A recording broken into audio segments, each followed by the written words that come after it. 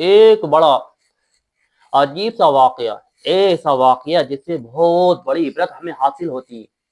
ایک بستی کے اندر رمضان مبارک کے اندر بڑے پیارے امام صاحب آئے، اور اس بستی کے رہنے والے ایک شخص نے ان کی دعوت کے اہتمام کرا۔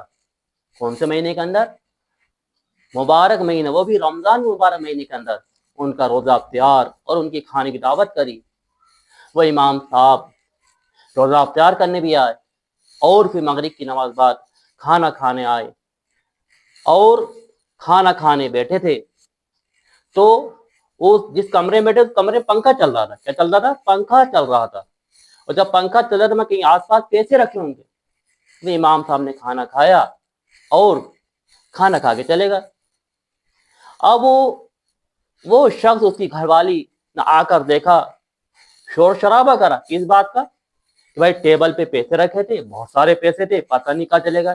اب شک کس پہ جا رہی ہے؟ امام صاحب پر جا رہی ہے، پر ہمت نہیں ہو رہی کہ نہیں امام صاحب آئے، بستی کے اندر آئے، ان سے کہہ نہیں سکتے۔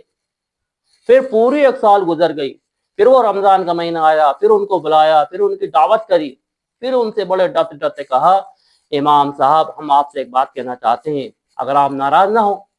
ان کے بھائی کہو کیا مسئلہ ہے؟ ان کی گھر والی نے کہا امام صاحب جہاں آپ بیٹھے تھے وہاں کم سے کم 5,000 روپے رکھو گے تھے، اب پتہ نہیں پچھلے سال کا مسئلہ ہے۔ وہ ان کا اتنا کہنا کہ ان امام صاحب کی آنکھوں میں آنسو آ گیا، خوب رو رہا ہے۔ تو وہ لوگ ان کہنے لگے کیا آپ کی شان میں کوئی گستاخی ہو گئی؟ نہیں بے، کوئی گستاخی نہیں ہوئی، مجھے افسوس تمہاری زندگیوں پر ہے۔ کس پر ہے؟ تمہاری زندگیوں پر افسوس ہے۔ افسوس اس لیے ہے کہ یہاں پر قرآن پاک رکھا ہوا تھا، میں نے اس قرآن پاک کو کھولا اور اس کے اندر آپ کے پیسے رکھے اور اسے زردان میں لپیٹ کر رکھ دیا۔ افسوس اس لیے ہو رہا ہے، اس لیے مجھے رونا آ رہا ہے، تم میاں بیوی نے پوری سال گزر گئی، رمضان گزر گیا، تم نے قرآن کو کھول کے نہیں دیکھا۔ اس قرآن کو تم نے کھول کے نہیں دیکھا، اس کو پڑھا کیا ہوگا؟